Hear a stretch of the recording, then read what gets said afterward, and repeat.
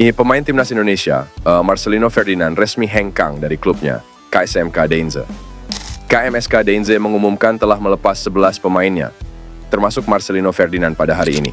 Dalam pengumuman tersebut, KMSK Deinze menjelaskan satu persatu alasan hengkang dari para pemainnya. Khusus untuk Marcelino Ferdinand, klub kasta kedua Liga Belgia ini berterima kasih karena telah memberikan engagement tinggi di sosial media. Marcelino Ferdinand datang dari Persebaya Surabaya, salah satu klub sepak bola terbesar dan terpopuler di Indonesia. Pada Februari 2023, pemain asal Indonesia berusia 18 tahun itu datang ke KMSK Deinze untuk mendapatkan pengalaman pertamanya di Eropa. Kedatangannya menjadi dorongan besar bagi media sosial klub, tulis KMSK Deinze. Sayangnya, tingginya animo supporter timnas Indonesia pada kedatangan Marcelino Ferdinand ke KMSK Deinze tidak sesuai dengan menit bermainnya bersama tim. Pemain keturunan Indonesia, Jayden Oosterwolde, kini menjadi salah satu bek muda potensial di Eropa. Penampilan gemilangnya bersama Fenerbahce di Liga Turki menarik perhatian banyak klub besar, termasuk West Ham United dari Premier League. Oosterwolde yang saat ini berusia 20 tahun, telah menjadi pemain kunci di lini belakang Fenerbahce. Kemampuannya dalam bertahan dan menyerang membuat ia diandalkan oleh pelatihnya. Tak heran, performa apiknya ini mengantarkannya ke timnas Belanda U21. Nama Oosterwolde semakin santer dibicarakan publik sepak bola Indonesia, terutama setelah West Ham dikabarkan tertarik untuk membelinya.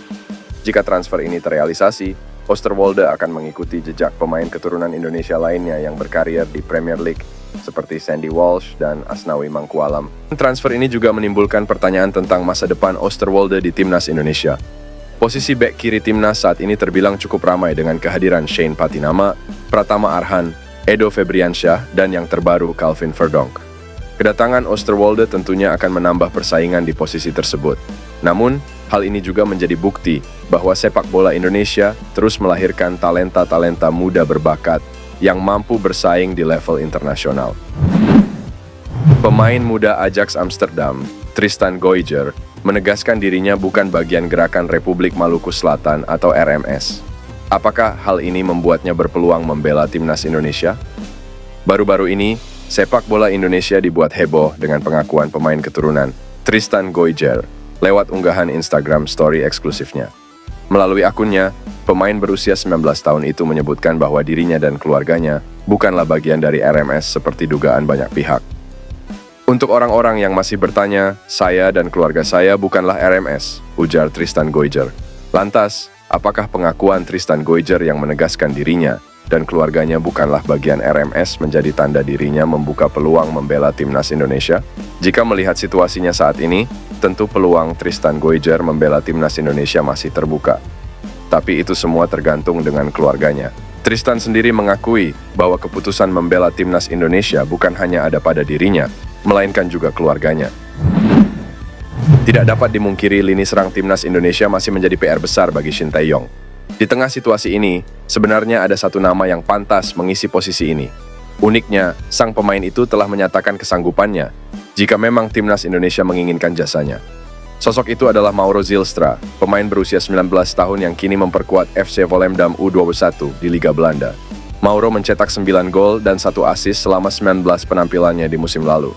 Selain itu, dia juga memiliki kemampuan bola udara, tembakan keras dari luar kotak penalti, serta kekuatan fisik dan kebugaran yang luar biasa. Torehan ini jelas jauh lebih mentereng jika dibandingkan Rafael Struijk yang selama ini mengisi posisi lini depan. Maka bukan tidak mungkin kehadiran Mauro akan menggeser Struijk nantinya. Saya punya statistik yang bagus. Saya bisa bermain di timnas Indonesia jika PSSI mengundang saya, ujar Mauro. Jika memang PSSI bisa menaturalisasi Mauro, permasalahan lini depan akan terselesaikan. Dan jika proses segera dijalankan, bukan tidak mungkin sang pemain siap diturunkan di bulan September saat putaran ketiga kualifikasi Piala Dunia 2026 digelar. Namun hingga saat ini, tampak PSSI belum bergerak. Jika dilihat dari segi umur, Mauro punya potensi memperkuat timnas Indonesia lebih lama. Hal ini tampak dari umur Mauro 20 tahun. Sehingga semua kembali pada PSSI. Timnas Indonesia akan bertarung pada putaran ketiga kualifikasi Piala Dunia 2026 Zona Asia yang mulai digelar September 2024 sampai Juni 2025. Untuk bertarung pada babak tersebut, PSSI sudah mengantongi sejumlah nama-nama pemain keturunan yang nantinya bisa membela timnas Indonesia. Manajer timnas Indonesia, Sumarji mengatakan bahwa tim pelatih sudah melakukan evaluasi besar-besaran sebelum bertanding di putaran ketiga kualifikasi Piala Dunia 2026 zona Asia. Salah satu evaluasinya itu lini depan timnas Indonesia yang masih belum tajam. Salah satu persiapan timnas Indonesia saat ini mencari pemain-pemain keturunan. Diharapkan pemain-pemain keturunan itu bisa menjawab sebuah keraguan di lini depan tim Merah Putih. PSSI sedang mencari pemain-pemain keturunan lini depan dengan status grade A, bukan grade B, sebab striker-striker tersebut diyakini bisa membantu timnas Indonesia untuk mencetak gol. Kami mencari pemain grade A, jangan lagi grade B sebab ini sudah babak penting, kata Sumarji. Sudah ada beberapa nama pemain keturunan di posisi penyerang yang dimiliki PSSI. Meski begitu, Sumarji tidak mau menyebutkan daftar nama-namanya. Dari timnya Pak Ketua Umum PSSI juga sudah mulai bekerja. Kami bersama-sama sedang berusaha itu. Lebih dari satu nama intinya dan posisinya striker, kata Sumarji. Salah satu nama penyerang yang dibidik PSSI adalah Ole Romeni. Ole Romeni kini membela klub kasta tertinggi Belanda, FC Utrecht. Ya, Ole Romeni dia salah satunya.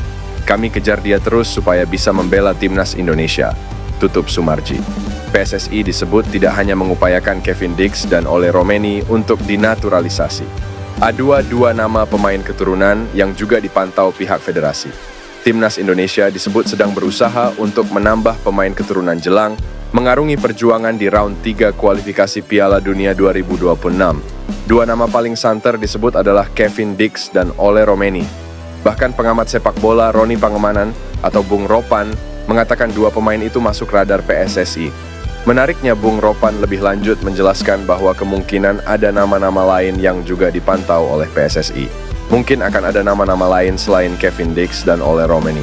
Ya, bisa dibilang ada 3-4 pemain lagi, ucap Bung Ropan. Lantas dua nama selain itu, dikabarkan adalah Jairo Riedewald dan Miljan Manhoef. Keduanya adalah pemain punya kualitas mumpuni. Banyak memang karena sudah beredar juga nama-namanya, termasuk Miljan Manhoef dan Jairo Riedewald, tambahnya. Adapun Jairo Riedewald adalah gelandang yang bermain untuk Crystal Palace. Ia memiliki harga pasar 14 miliar. Sedangkan Miljan Manhoef merupakan pemain yang berposisi sebagai sayap di Stoke City. Pemain berusia 22 tahun ini punya nilai transfer mencapai 64 miliar